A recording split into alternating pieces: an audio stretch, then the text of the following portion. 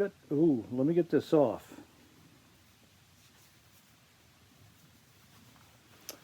Ah, boy, it's nice to get that off. 6 years ago, 6 years ago, Texas Tech started on a program, an annual event to honor our region's remarkable musical heritage. When we got together, we didn't have any trouble coming up with a format, a way to do this thing so that we could blend education and entertainment and tribute all in one thing. But it took us a while to come up with a name, a way to call this thing that would incorporate what's unusual about this place, what's important about our talent, but not pin it to just one particular artist. We've got too many great artists to do that for. So someone suggested in our group, what about the Lubbock Lights? Lubbock Lights. We're known for the Lubbock Lights. It's one of the most significant UFO sightings in the history of the world. Between August and November 1951, they appeared a dozen or more times coming over Lubbock. Not only that, the first recorded, documented view was by some Texas Tech professors.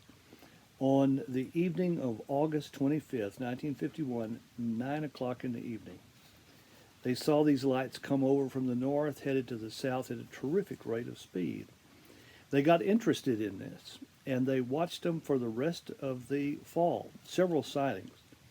The Texas Tech freshmen even took some photographs of them, sent them to the Avalanche Journal, and they went around on the wire services, and pretty soon this was one of the most famous sightings, as I just mentioned, in the world. So now Lubbock is known not only for music, but Lubbock Lights. So we thought, these are lights. Instead of coming into Lubbock, our lights, our musicians, go from Lubbock out to the rest of the world. So we began that series, and we've been doing it now for 6 years. We were really looking forward to tonight because we have a unique Lubbock Lights set up for this year. Our 6th year was going to be something we were calling an almost all-woman show. We've got 6 brilliant young writers, musicians, performers, all from the Southern Plains and all women, with one exception that we'll mention in a moment. Zoe Carter, Terry Hendricks, Jenny Dale Lord, and the trio called Scabaret, made up of Amy Ferris, Hannah Jackson, and Kimberly Spar. And with them, of course, our perennial Lubbock Light, Lloyd Maines, our band leader and musical icon. It promised to be a brilliant night and a brilliant week of outreach to schools around the area. And then, of course, as you know, the unimaginable, the unthinkable, the COVID-19 pandemic, a very real, a very deadly, and very heartbreaking experience. There was only one reasonable thing for us to do. We had to cancel the show. But our performers began to imagine the thinkable. Let's do it virtually, they said. What if we record our songs in a safe place and we send them in and we put them together and we put them up on the tube, put them where people can watch them and watch them over and over. So that's what we're doing tonight.